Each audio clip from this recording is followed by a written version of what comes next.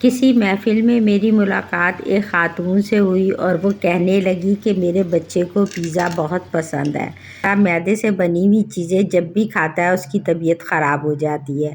تو آپ کوئی ایسی ریسیپی بتائیں کہ پیزا ہم کسی اور چیز سے بنا سکیں۔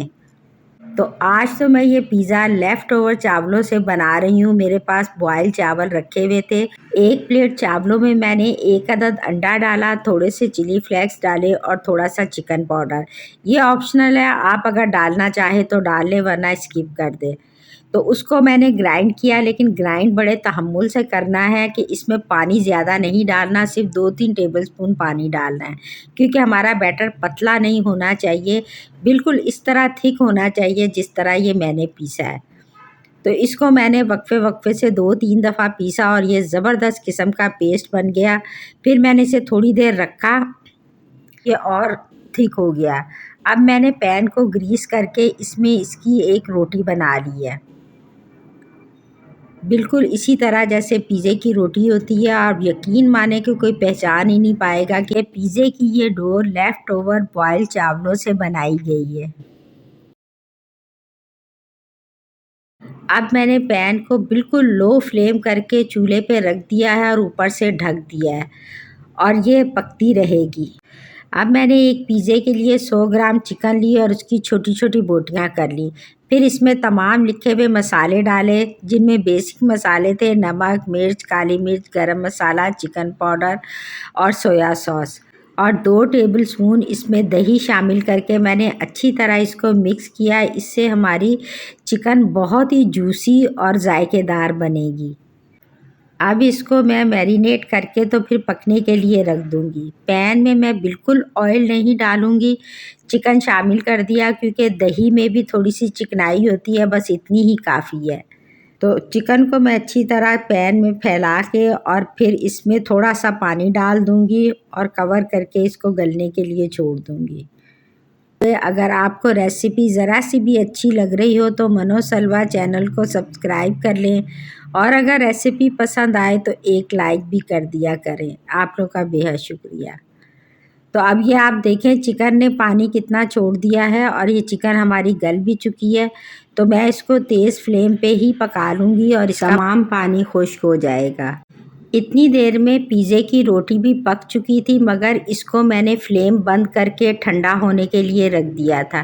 یہ ایک ٹپ ہے کہ اس روٹی کو آپ نے گرم گرم پلٹنے کی کوشش نہیں کرنی ورنہ یہ ٹوٹ جائے گی۔ یہ تھوڑی دیر میں ٹھنڈی ہوگی اور پین کو بالکل چھوڑ دے گی، اور بڑی آسانی سے آپ اس کو پلٹ سکتے ہیں۔ اس ریسیپی میں آپ نے اس ٹپ کو بالکل فالو کرنا ہے تو آپ کی پرفیکٹ روٹی بنے گی۔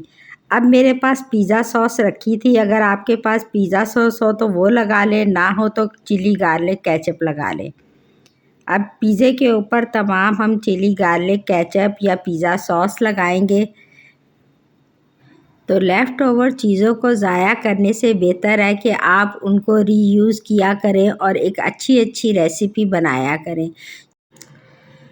پیزا سوس لگانے کے بعد میں اس کے اوپر پیاز چاپ ڈالوں گی اور ساتھ ہی شملہ مرچ چاپ کی بھی وہ ڈال دوں گی۔ یہ جتنی آپ کو پسند ہو آپ اتنی ڈالیں، اور پھر اس کے اوپر ٹماٹر کے سلائس رکھ دوں گی۔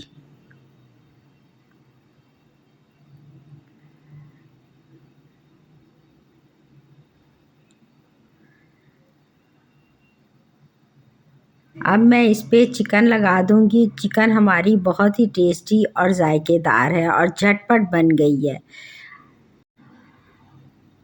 تو چیز کو میں نے آدھا کپ دودھ میں میلٹ کر کے وہ اس کے اوپر ڈالا ہے۔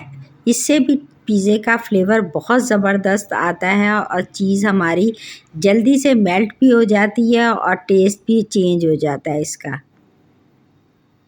تو یہ ٹپ بھی ایک دفعہ ضرور آزما کے دیکھیے گا، مجھے امید ہے کہ آپ کو بہت پسند آئے گی، اور خصوصاً اس وقت جب آپ کے پاس چیز بھی تھوڑی کم ہو۔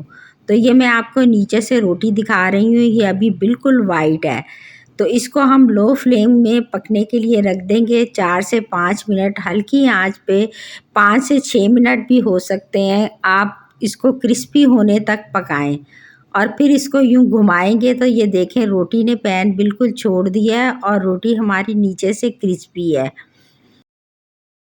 تو جب آپ یہ ریسیپی ٹرائی کریں تو اپنا مجھے فیڈ بیک ضرور دیجیے گا کہ آپ کا پیزا کیسا بنا تھا۔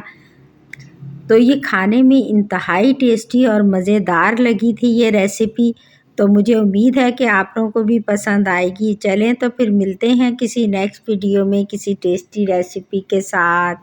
اللہ حافظ۔